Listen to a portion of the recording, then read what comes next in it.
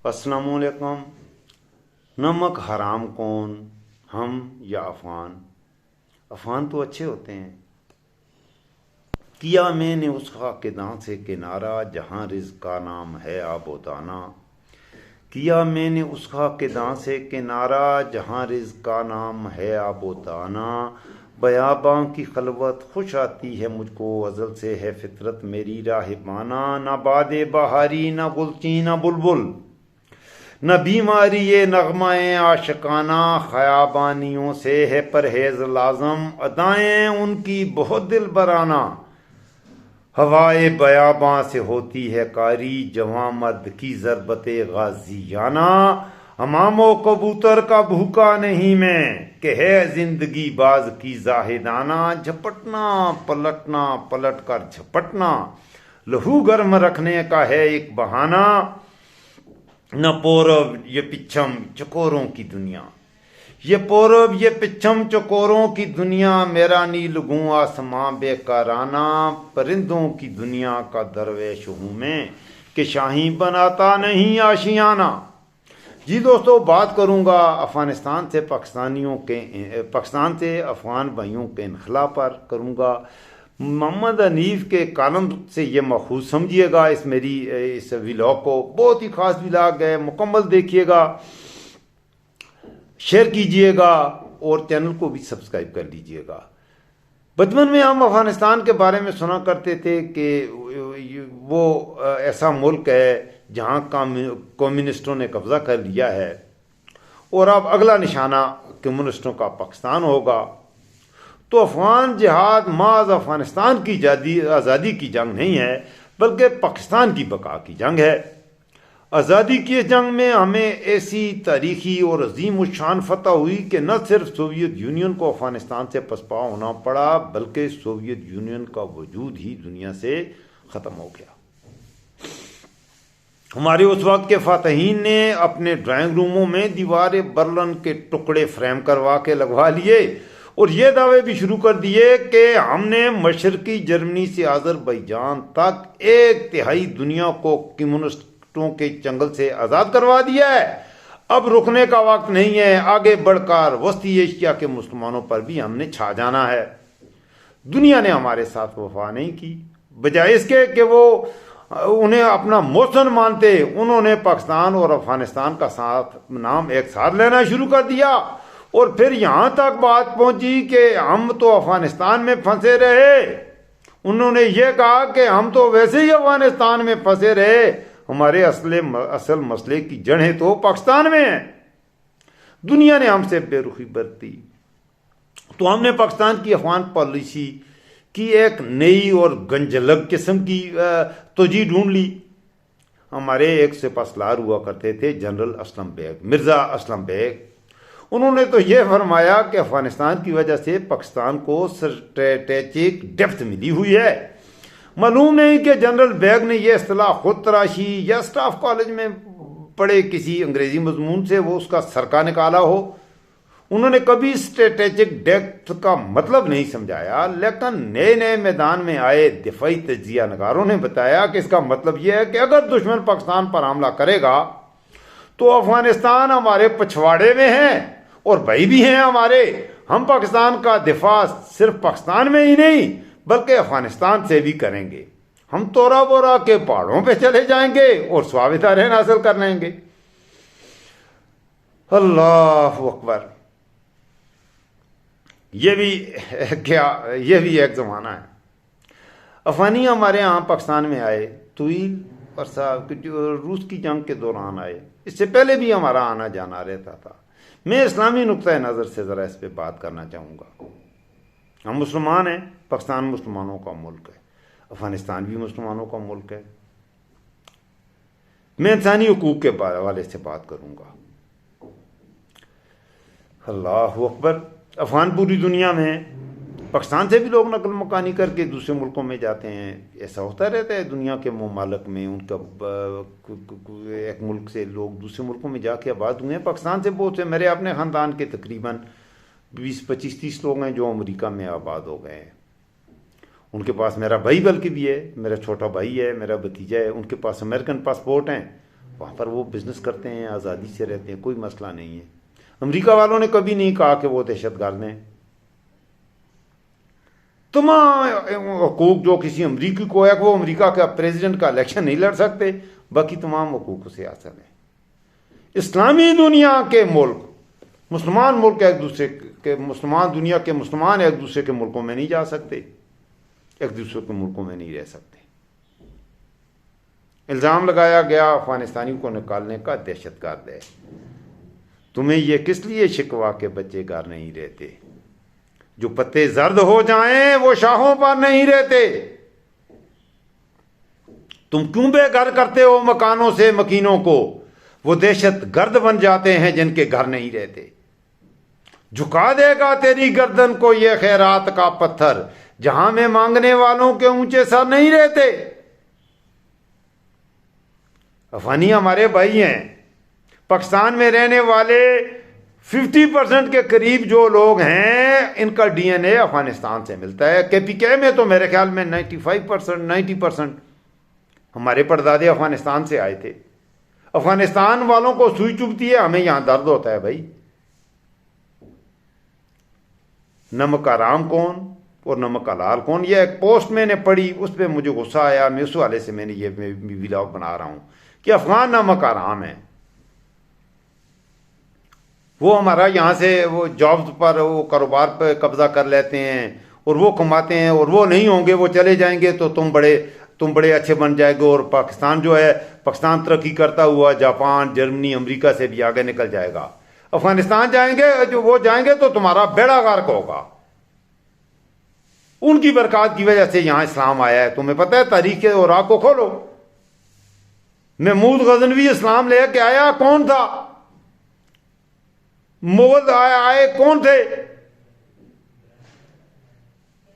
सारे जो शाबुद्दीन गौरी आया, कौन था? अफगानिस्तान सुप्तगीन कौन था?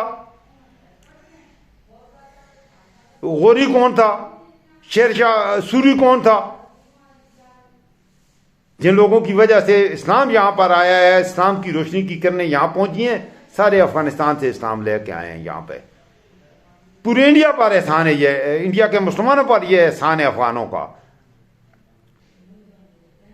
अब भी उनके खून की कीमत वसूल की हमने। हमारे ये F-16 हथियारे, ये अफगानिस्तानों के अफगानों के खून की कीमत में आपको मिले थे, 80s में मिले थे। आज भी तुम्हारे दिफा का सबसे अहम जरिया तुम्हारी एयरफोर्स के F-16 हथियारे हैं। ये अमेरिका वालों ने वैसे ही तो नहीं दिए, प्लेट में रख के अफगानों के खून की कीमत दी है और वसूल करके हमने खाई है। अरबों डॉलर अफगानों की वजह से आए हैं, जिनकी वजह से हम अय्याशियां करते रहे हैं। अब वहां अमन हुआ है, वहां से अफगानिस्तान में कुछ अमन हो रहा है, हालात कुछ बेहतर हो रहे हैं अल्हम्दुलिल्लाह। यूं ही हालात बेहतर होंगे, हमारे बेड़ा गर्क होना पहले ही शुरू हो गया है। ये अफगानों के खून की कीमत है जो हम खाते थे, और यहाँ पर पैसे लूट लूट के अफगानों की खून की कीमत यहाँ से लूट के किसी ने स्विट्जरलैंड के बैंक भरे, किसी ने लंदन में माल खरीदे, कोई A1 फील्ड गया, कोई के। ये अफगानों के खून की कीमत हमने वसूल की है। अफगानों की वजह से तुम कहते हो कि पाकिस्तान में रिस्क तंग पड़ जाएगा पाकिस्तानियों के लिए। अफगानिस्तान से तो तुम अंगूर खाते हो, ये सुरख ये कंधार से आते हैं। सुर्ख जो जूसी एप्पल तुम खाते हो कंधार से आता है। अनार सुर्ख वाले जो आला किस्म के खाते हो जलालाबाद से आते हैं। सिंध में टिम्बर का जो बिजनेस है, ये सारी चनार और देवदार की जो लकड़ी है जो तुम्हारे दरवाजों पे लगी हुई है, ज्यादा अफगानिस्तान से आती है। तुम्हें इन बातों का भी पता है। अफगानिस्तान ने, अल्लाह ने बहुत खजाने दिए हुए हैं उन्हें, बहुत कुदरती वसाइल हैं, एक्सप्लोर नहीं कर पाए अभी तक वो, बामी जंगों की वजह से। इसी वजह से आपस में भी उनका इत्तेफाक नहीं है। ये बात ठीक है, उनकी जो खराबी है, आपस में लड़ते झगड़ते रहे हैं हमेशा, इस वजह से उन्होंने अपना बेड़ा भी गर्क किया हुआ है। अफगानों ने, उनसे भी हमें यह है कि वो गलत कर रहे हैं, आपस में जो लड़ रहे हैं वो गलत कर रहे हैं। और पाकिस्तान से मुझे यह गिला है हमारे मौजूदा हुक्मरानों से, और ख़ासतौर पर इस तरह की पोस्टें आम लोग बात कर रहे हैं। तो मैं अपने मुल्क के दोस्तों से ये अर्ज़ करूँगा, अफगानों से, दुनिया के किसी भी मुसलमान से, किसी इंसान से भी वैसे नफरत सही नहीं है। और ख़ास तौर पर एक मुसलमान होने के नाते हमारे नबी सल्लल्लाहु अलैहि वसल्लम ने हमें भाई भाई बनाया है।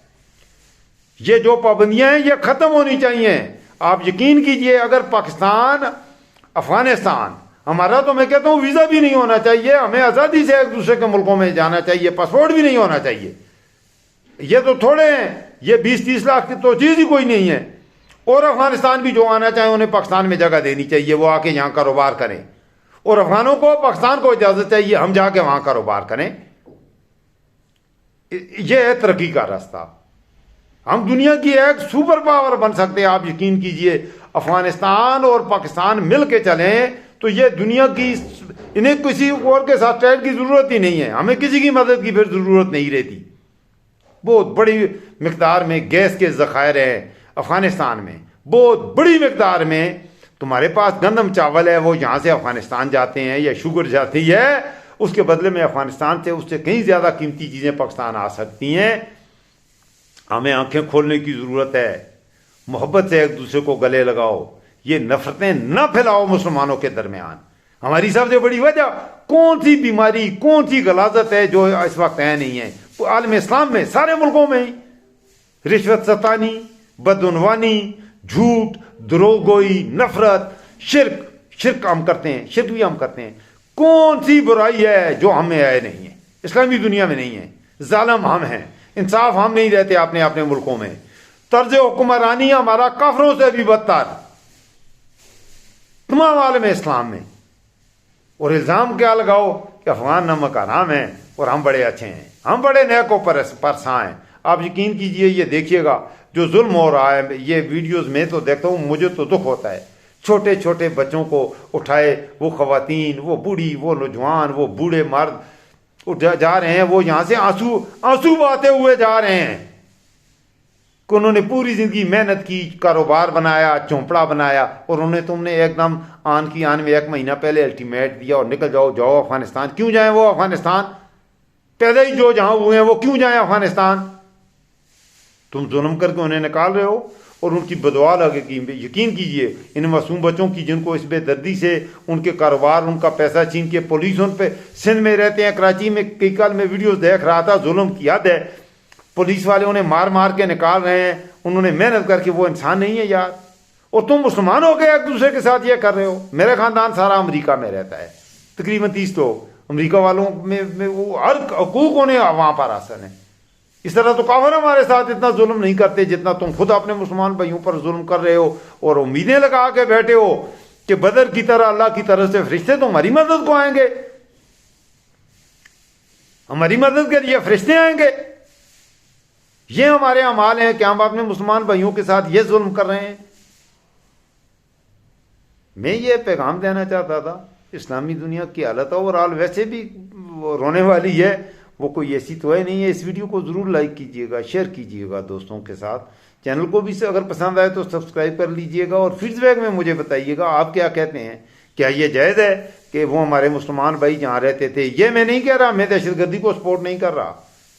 अगर कोई दहशतगर्द है मेरे दोस्तों, अगर कोई दहशतगर्द है उसको सजा दो, उसको पकड़ो। अगर अफगानी दहशतगर्दी कर रहा है कोई तो उसे सजा दो, लेकिन ओवरऑल अफगान दहशतगर्द नहीं है। बहुत मजदूरी करते हैं, मेहनत करते हैं यहाँ पर।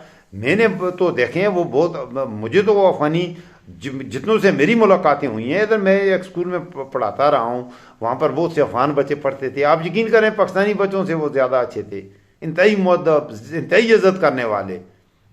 इधर मैं जाता हूँ, मैं अपने घर की सब्ज़ी वगैरह ख़रीदता हूँ एक अफगानी से। आप यकीन करें इतना अच्छा वो इंसान है, उसका रेट सबसे अच्छा है, और वो साफ़ सुथरी सब्ज़ी लाता है। और वो बाकी पाकिस्तानी जो हमारे भाई हैं इधर जिस शहर से मैं हूँ, उनसे आप सब्ज़ी लें, आप खुद उठा के, नहीं तो मुझे वो कहता है भाई आप खुद उठा के डाल लें। और जब भी मैं उसे लाता हूँ, मुझे वो, मैं उससे टमाटर खरीदूँ, प्याज खरीदूँ, जो खरीदूँ, वो साफ़ सुथरी सब्ज़ी डाल के देता है। मैं उससे खरीदता हूँ सब्ज़ी। अफगानी है वो, बहुत ही अच्छा इंसान है, बल्कि मुझे दावत भी देता रहता है। कि मैंने कहा यार हमारे परदादे तो उधर से आए थे, मज़ार शरीफ के करीब का कोई इलाका है, तो वहाँ से हमारे 600 साल पहले आए थे परदादे, हमने यही सुना है। तो वो कहता है मैं आपको वहाँ ले के जाऊँगा, उस इलाके में ले के जाऊँगा। मुझे इतनी मोहब्बत से दावत देता है वो। मोहब्बत के बीज बोएं। आखिर में मैं यही अर्ज़ करूँगा अपने नौजवानों से, पढ़े लिखे जो फ़िक्र रखने वाले हैं। जेलों से मैं मुखातब हूँ नहीं, मुझे पता है बाद में मुझे भी गालियाँ देंगे कि ये अफगानों की हिमायत कर रहा है, मैं तो करूँगा। मैंने पहले अर्ज कर दिया है, मेरा DNA यही है, अफगानिस्तान से मोहब्बत करो। अफगानियों को मारोगे मुझे दर्द होता है, मुझे ये बिल्कुल पसंद नहीं है कि अफगानियों को मारा जाए, कोई अफगानियों पे जुल्म करे, मुझे वो अपने भाई लगते हैं। आप अपनी फीडबैक में बताइएगा, क्या मैं ये गलत कह रहा हूँ? वो हमारे भाई नहीं है मुसलमान होने के नाते। मुझे इंतज़ार रहेगा आपके। इस वीडियो को ज़रूर लाइक कीजिए और इसको आगे शेयर कीजिएगा ताकि और भी किसी तक आवाज़ हक पहुँचे। मैं आवाज़ हक कहता हूँ, मैं सच की बात करता हूँ। एक और व्लॉग में इस्लामी नुक्ता नज़र से भी मैं इस पर इंशाल्लाह 1-2 दिन में एक और व्लॉग बनाऊँगा, बोलूँगा। अपना ख्याल रखिएगा, मुझे दुआओं में याद रखिएगा। अल्लाह मुहाफ़िज़ हो अफ़गानियों का, अल्लाह मुहाफ़िज़ हो पाकिस्तानियों को। अल्लाह ताला पाकिस्तानियों और अफ़गानियों को मोहब्बत, इनके दिलों में एक दूसरे के लिए मोहब्बत डाल दे। हमारे दिलों में तो मोहब्बत ही है अल्हम्दुलिल्लाह। ये जो जैल नफ़रत करने वाले हैं पाकिस्तान के, वो जायल जो अफ़गानियों से नफ़रत करते हैं, और अफ़गानिस्तान के भी वो जायल जो पाकिस्तानियों से नफ़रत कर रहे हैं, अल्लाह ताला इनके दिलों में मोहब्बत डाल दे। अपना ख्याल रखिएगा। अस्सलाम वालेकुम।